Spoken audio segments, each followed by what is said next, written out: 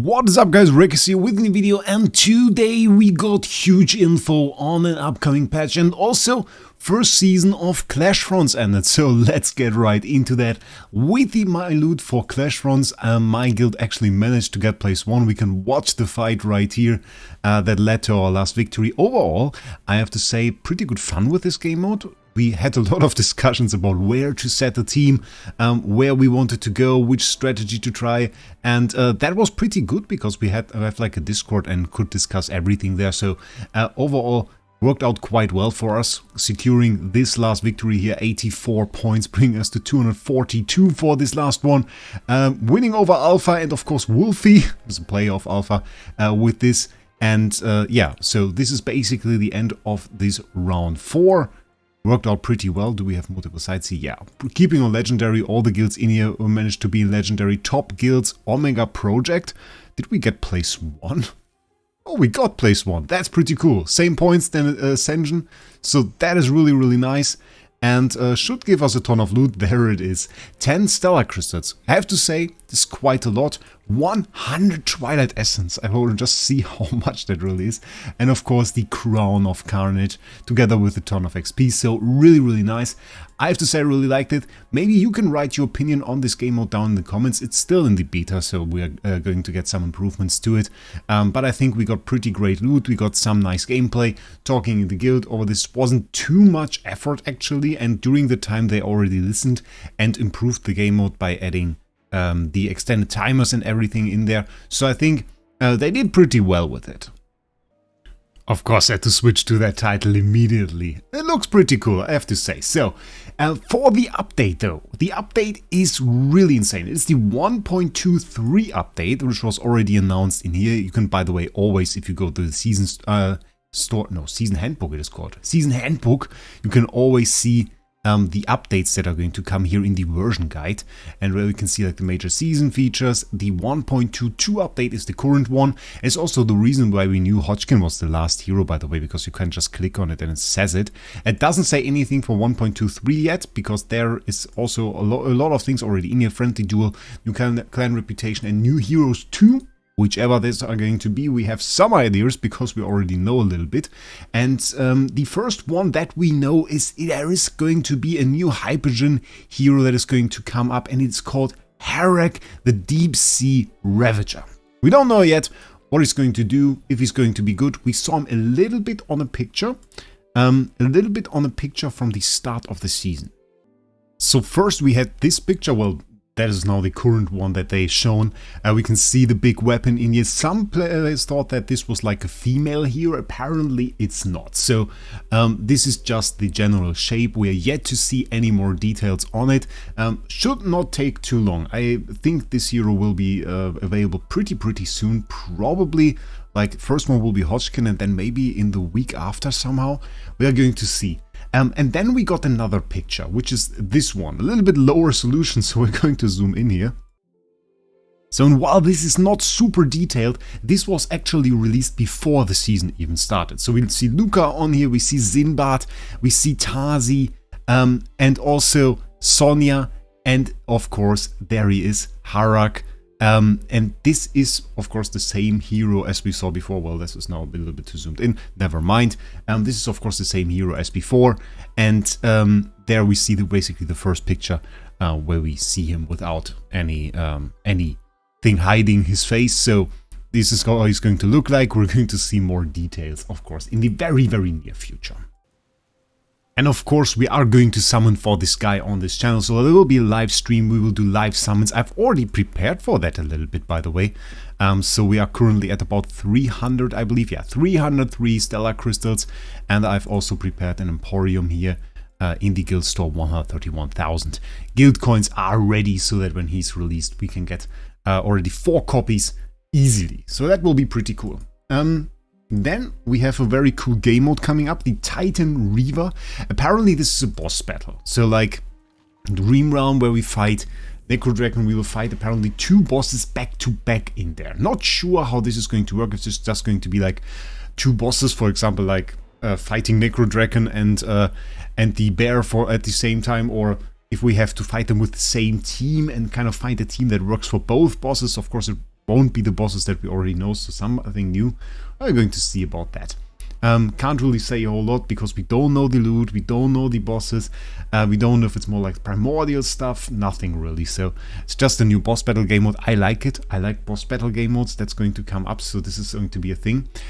What I'm more hyped about is one major PvP thing that is going to come up, because what we really didn't have is just friendly PvP combat. And the way this is going to work is you are basically going to be able to set a defensive team. For example, we have Mega Fungi here. He's going to be able to set the defensive team that you can see. And then I would be able to click on his profile and fight this with a team of mine. So we can do very friendly PvP, just testing out different things without moving our points, without consuming any resources, just fighting against each other and trying out different cool teams. And this is always something that in my other game that I play, Idle Heroes, was a very cool key component of the game and something that we've used quite a lot also when testing new heroes and trying to find out about different mechanics. So very, very cool thing, and very key part to testing heroes. So this is going to be very, very insane. Next part, we have to go to the fashion again, which is kind of a place where I didn't think I would go for a new game mode, but apparently there is something coming up called Couture scores. So the way that it's supposed to work is by you get Couture scores by showcasing your cosmetics, and your total Couture score will be displayed on your profile.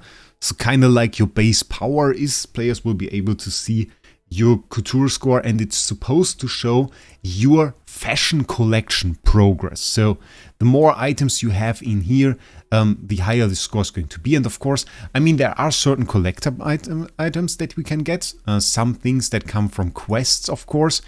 Some from summoning. We have the headwear here. Some from being successful in certain game modes like Supreme Arena or Dream Realm. And of course, some that you can't even get anymore. The most major example is the Rose Eye Patch. Beta Sale or Beta Voyage event. This is a beta item. You can't get that anymore. And so this is going to be this score. I'm not sure if it's going to do anything or if it's just supposed to look fancy, but yeah, this is going to be a thing.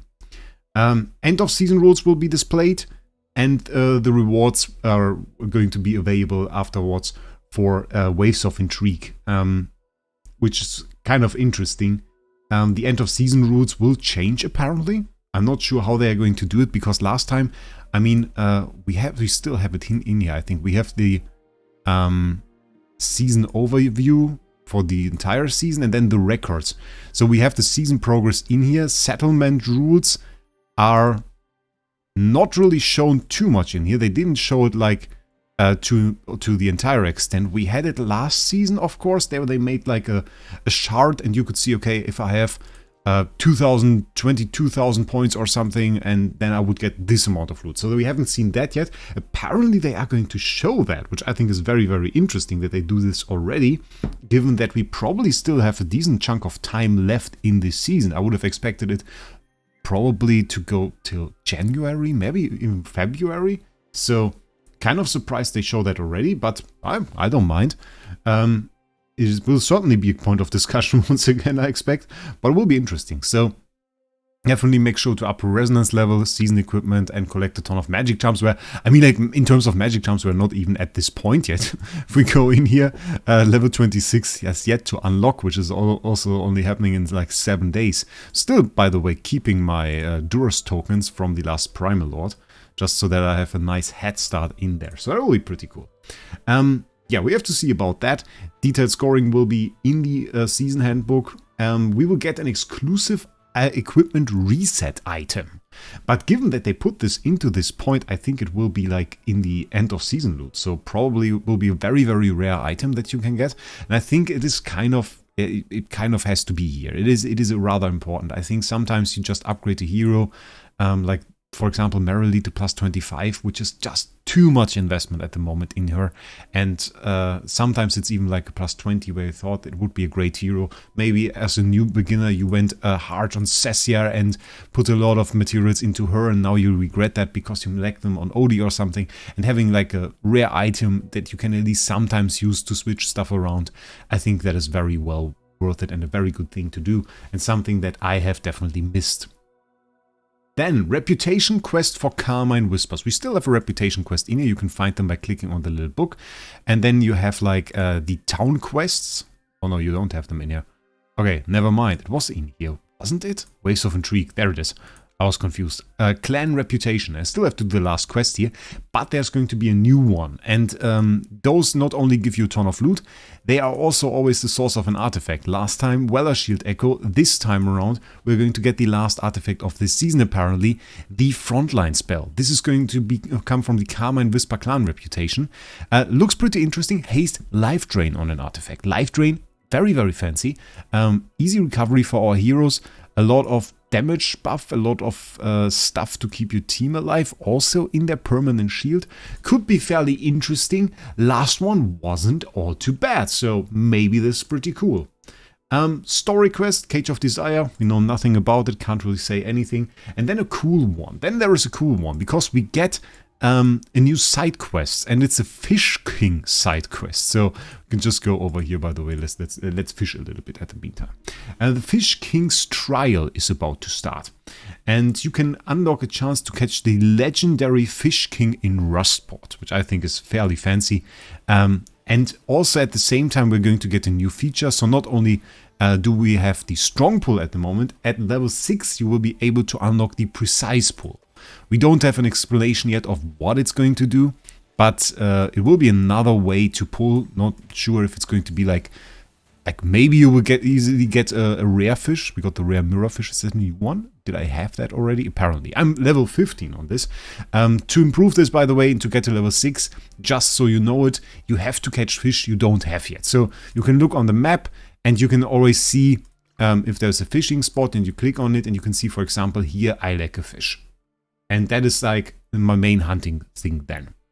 And I just have to try to get those fish, and the more fish I have, the higher my level is. And the bigger they are, the better, of course. So that is like the way to progress. We're going to see what this is going to entail, but it will be pretty interesting. I love that they add more stuff to the fishing gameplay. I was a bit skeptic of it at the start when they released it, and now I'm all for it, because I think it's very cool and actually fits way too good into this world. Redesigned profile interface, no idea. And now one thing that I thought they wouldn't even do. They are really going to add Lily May, Mikola and Lenya to the season store. So we currently have Alsa, Ludovic, Soren and Ulmis in here. We're going to get Lily May, Mikola and Lenya. Many people have waited for this and are really hyped to get more Lily May copies. Personally, I think my last season tokens will probably go towards some more Lily May copies. But this is going to be huge, and all of those three are definitely heroes that you want. Mikola, I already said, you get huge value from having a single copy, so just get a single copy first. You will already have like a ton of power boost through that, and eventually you want to enhance her to Supreme Plus, because that is like her strongest point, because you get to keep her ult indefinitely, so can be on for the entire fight, and that's pretty cool. Lenya didn't do too well at the start, but it's honestly a pretty good damage dealer, and we saw her shine in some situations, so many people regretted not having her, because at the first bosses of the season she was there, and she was actually pretty strong against them, and so I think, yeah, she is an interesting hero to have. Maybe not the first focus, but if you have some extra season tokens, you might just want to go for her and secure her, so you have a strong damage dealer for the start of the next season. So some more cosmetics to the Velvet store, and this is also a topic we have to talk about. There's so many topics today. The Velvet store is of course right here, and you can get the items with the tokens. I already bought the skin for Sylvina. There is one small thing many people didn't really see and were a bit confused by when they first noticed it on my video on the test server. And the thing is, it ends in 8 days. So in 8 days, this is going to close. And I think there's going to be a new skin. We have yet to see that. But in 8 days, this is going to close. Not only are those costumes going to leave, the skin is going to leave as well. And many people want this skin. So you definitely want to check this out. Fashion items. Item list refreshes in 8 days as well. So we're not even sure what's going to be there from those items. I'm kind of surprised. I thought we would have a little bit more time. I thought it at least would be rather easy to get the topmost items, which apparently it is not. You can, of course, buy them for Dragon Coins. It's possible. So you can get all the items, I mean, relatively easily if you want to spend money on it. If that is worth it to you, that is another thing. For many people, this is very important, and they take pride in their fashion items. I mostly just use what I get. But there are some cool ones in here that I use. I went for like the tattoos because I thought those were kind of fancy. I know some people that went for like the ears, so yeah, definitely some options. I just want to make you aware that this will refresh in 8 days. It will be a very noticeable notification in-game as well, though, so not really a chance to miss out on that. Then we have some huge changes to Skip Battle. Skip Battle will be added to Dream Realm and Primal Lord, so no longer will you have to sit here and watch this for 90 seconds or something. Will no longer be necessary, which, by the way, we can do right now, because I actually have to get some better points. Is this the same team that I used? Because I had a pretty decent team today. Let's just go like this. This will be probably a bit better. Okay. There will be some changes there. Now, not only are we going to get a little bit of a skip battle, which I like, I think in general, on an average day on an idle game, you shouldn't have to spend too much time. It should be fairly swift. And then on the days where you have time and want to spend some time, you should have 1 or 2 events that you just didn't do yet and that you can do at that moment. That is, I think, is the perfect mix for an idle game. And having like a skip function at the boss fight you have to do sometimes multiple times a day, I think is a very good step. So this is pretty nice. Then we have some adjustments to basically every game mode where you fight regular enemies. This is AFK stages, Legend Trial, and so on. And those will be changed in a way that some of the enemies will be nerfed. Let's give this another attempt, by the way. And this is something many players have honestly always complained about, so getting this fixed is actually being insane. First one, mainly about Ulmus, some other heroes as well. Ultimate skills of those enemies now have a minimum cooldown of 5 seconds. So no longer is it like ult ends, starts the next ult immediately. One hero that was notorious for this was Brutus. Brutus is immune during his ult. So he was sometimes just doing his ult, spinning, ult ends, he just starts again and was immune for like multiple seconds, sometimes 30 or 40 seconds, which can easily cost you a fight even if you are stronger. So that was horrible, people hated it, and now this is basically fixed because there will be a 5-second cooldown in between where you can actually damage this guy.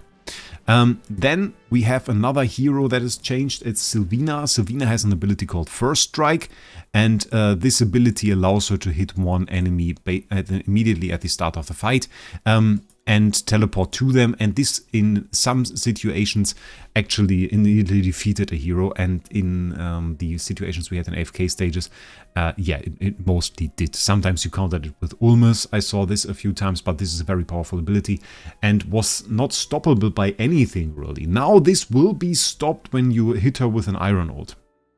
So this can now be interrupted.